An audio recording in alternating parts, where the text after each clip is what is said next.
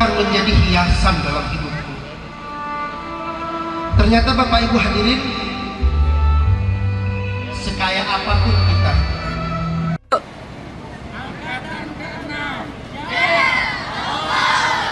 Saudaraku, Pondok Pesantren Daya Terpadu Al-Azhar Pegasing Kabupaten Aceh Tengah menggelar acara pelepasan 50 santri lulusan tingkat SMA Angkatan ke-6 serta pelantikan pengurus organisasi santri Daya Al-Azhar atau OSDA di Kompleks Pesantren Kampung Payajegat, Kecamatan Pegasing.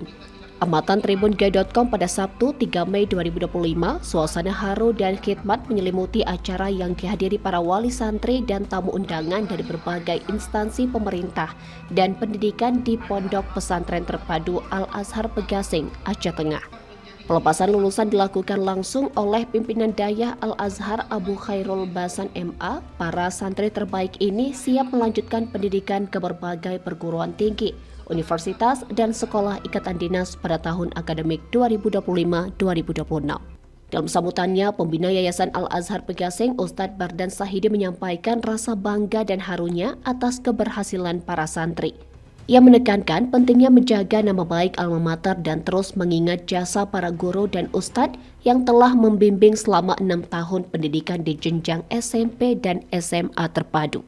Tak lupa, Bardan juga menyampaikan apresiasi dan terima kasih kepada para orang tua yang telah mempercayakan pendidikan putra-putrinya di Daya Al-Azhar. Acara ini sekaligus menjadi momentum pelantikan pengurus baru OSDA sebagai bentuk regenerasi kepemimpinan di lingkungan pesantren.